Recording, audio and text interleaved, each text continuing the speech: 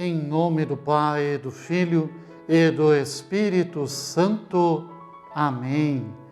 28º domingo do tempo comum.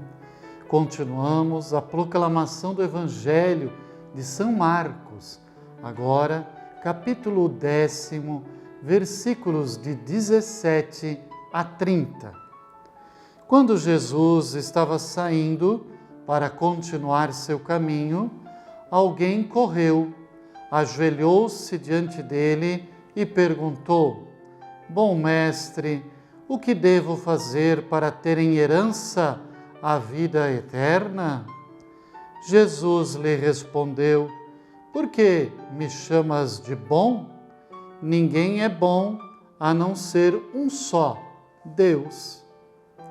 Você conhece os mandamentos: não mate, não cometa adultério, não roube, não levante falso testemunho, não engane ninguém, honra seu pai e sua mãe.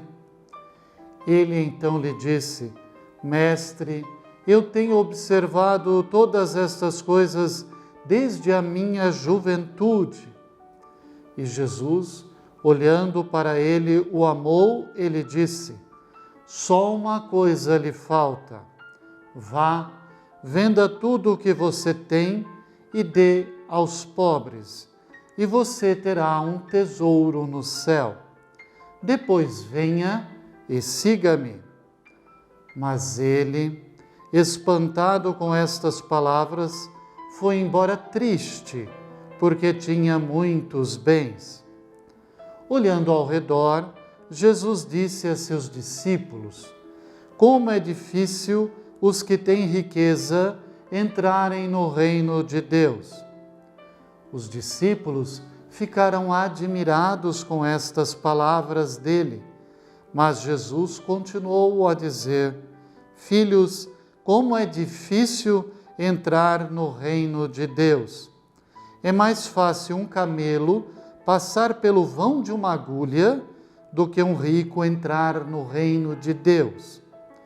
Eles ficaram mais admirados ainda e diziam entre si: E quem conseguirá salvar-se? Olhando para eles, Jesus disse: Para os homens é impossível, mas não para Deus, porque para Deus tudo é possível. Pedro então começou a dizer-lhe: Eis que nós deixamos tudo e te seguimos. Jesus respondeu: Eu lhes garanto, não há ninguém que tenha deixado casa, irmãos, irmãs, mãe, pai, filhos e campos, por causa de mim e do Evangelho, que não receba já agora, no tempo presente, 100 vezes mais em casas, irmãos, irmãs, mãe, filhos e campos, com perseguições, e no mundo futuro a vida eterna. É palavra da salvação. Meu querido irmão e irmã, continuamos na sequência destes domingos em que Jesus é muito forte, incisivo, dizendo, revelando-se, pregando ao seu povo naquela época e a nós hoje. E hoje o tema, de novo, é a relação nossa de discípulos de Jesus com os bens deste mundo. Então, é preciso que num primeiro momento olhemos o início e o término do trecho que terminamos de proclamar. Alguém corre, se aproxima de Jesus, se ajoelha e diz: Que devo fazer para ter em herança a vida eterna? E se conclui com Jesus dizendo: Aqueles que o seguirem terão a vida eterna. Portanto, para nós cristãos, o horizonte, o objetivo, a meta é sempre a vida eterna. Vivemos neste mundo, mas devemos nos recordar a cada dia que aqui estamos de passagem. O nosso destino é a vida eterna. O trecho começa e termina com a afirmação da vida eterna. Nós fomos criados por Deus nosso Senhor, um pouco de tempo neste mundo vivemos, mas nosso caminho é a eternidade. O texto começa dizendo que Jesus continuava o seu caminho e logo a interpelação de alguém a respeito da vida eterna. Não nos esqueçamos, nosso objetivo é sempre a eternidade. Depois, um outro ponto muito importante. Um homem, segundo São Mateus, é um jovem, se joga aos pés de Jesus, se ajoelha.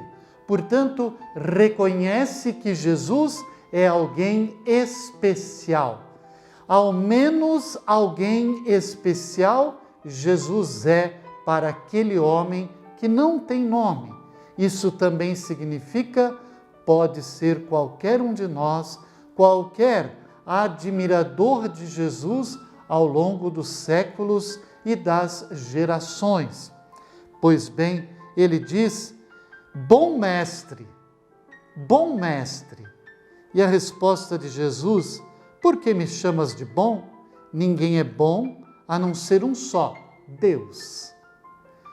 É interessante, Jesus não responde para ele dizendo, eu não sou bom. Jesus diz, um só é bom, é Deus. E nós sabemos, e São Marcos nos explica ao longo do Evangelho, que aqui também se trata de uma revelação profunda de Jesus. Jesus não nega que ele é bom, Jesus afirma o monoteísmo próprio dos judeus, também nosso. Um só é bom, é Deus, e Jesus é este Deus. E então, aquele homem que pergunta, que devo fazer para ter em herança a vida eterna? Jesus apresenta os mandamentos. A segunda tábua dos mandamentos. 10 são as palavras, 10 são os mandamentos dados pelo Senhor no Antigo Testamento e que continuam valendo para nós hoje. Não nos esqueçamos, os mandamentos são necessários para a vida eterna. Recordemo-nos, portanto, a pergunta diz respeito à eternidade. E Jesus responde. E aqui está o centro de toda esta passagem. Que devo fazer para ter em herança a vida eterna? Viva os mandamentos. Viva os mandamentos. Jesus nem fala dos primeiros mandamentos, os primeiros 4 mandamentos que são referentes a Deus. Talvez Jesus não fale exatamente porque percebe que se trata de um judeu honesto, de um homem de boa vontade, de alguém que busca algo a mais na sua vida. Então Jesus se refaz aos mandamentos referentes ao próximo. Meu irmão, minha irmã, aqui está o centro do trecho de hoje. Para ter a vida eterna, é preciso viver os mandamentos da lei de Deus. Sem os mandamentos, não nos é possível uma vida integral neste mundo e também não é possível a vida eterna. Viver os mandamentos. Jesus entrega-os a nós, discípulos de Deus, no Novo Testamento. Uma pergunta, você se recorda quais são os 10 mandamentos da lei de Deus? E continua o texto. Aquele homem, talvez jovem, não sabemos seu nome, ele diz, Senhor, tenho observado todos estes mandamentos. São João Paulo II, explicando esse texto, diz, é no mínimo temerário alguém poder afirmar, tenho cumprido totalmente todos os mandamentos. Talvez aqui comece já, digamos, a perdição, a tristeza daquele homem. Jesus, então, olha para aquele homem e o ama. Este é um versículo importante. o versículo 21, Jesus olha para aquele homem com amor, o ama e diz: só uma coisa te falta, vai, vende tudo que tem, dás aos pobres e vem atrás de mim. Como é bonito e ao mesmo tempo dramático. Bonito porque Jesus ama aquele homem. Não é que o texto diz que Jesus gostou da resposta ou daquela pessoa, mas Jesus o amou. E ele fez uma proposta que é algo a mais. Para entrar no reino dos céus, então, viver os 10 mandamentos. Agora, se você quer ser perfeito, encontramos no paralelo, se você quer ser perfeito, então se despoje de tudo, vem e segue-me. E aqui o grande problema daquele homem e de tantos de nós, aquele homem era apegado aos seus bens. Aquele homem não sabia fazer bom uso dos seus bens. Aquele homem, colocado diante de uma opção de vida, ele preferiu as riquezas deste mundo. Aí então entendemos o que Jesus vai dizer em forma de lamentação e também de explicação aos seus discípulos. Jesus vai dizer: um rico dificilmente entrará no reino dos céus. E Jesus faz questão de frisar, dizer novamente. O que significa isso? Que quem tem bens não poderá entrar no reino dos céus? Claro que não.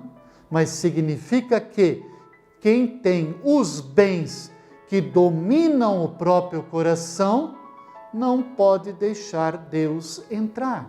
Um coração dominado pelos bens deste mundo, pela riqueza, não dá espaço para nosso Senhor. Por isso, a primeira leitura deste domingo, do livro da sabedoria, quando Salomão pede a Deus nosso Senhor a sabedoria antes das riquezas, a sabedoria para bem usar dos bens deste mundo, tendo os bens deste mundo, colocá-los a serviço de Deus e a serviço dos irmãos, especialmente dos mais necessitados, então sim, para preencher o coração de Deus e não dos bens deste mundo. Meu querido irmão, minha querida irmã, um outro ponto importante, os discípulos dizem: então é impossível salvar-se? E Jesus diz: para os homens sim, para Deus não. Recordemo-nos sempre, mesmo cumpridores de todos os nossos deveres, e devemos nos esforçar para cumprir todos os nossos deveres, para fazermos acontecer os 10 mandamentos na nossa vida, mesmo assim, a salvação é sempre graça, dom de Deus. Nunca podemos imaginar que nós somos nossos salvadores. O problema do rico que aparece aqui no Evangelho de hoje é porque aquele homem confiou nas suas riquezas para a salvação. Outros, muitos de nós, confiamos em nós mesmos para a nossa salvação, e a salvação, além da nossa participação, é sempre dom de Deus nosso Senhor. Peçamos à Virgem Maria, Senhora Aparecida, às vésperas de sua solenidade, que nos conceda a graça de bem utilizarmos dos dons e qualidades, dos bens materiais que possuímos neste mundo, deixando sempre o nosso coração para Deus nosso Senhor. O Senhor esteja convosco, abençoe-vos o Deus Todo-Poderoso, o Pai, o Filho e o Espírito Santo. Amém.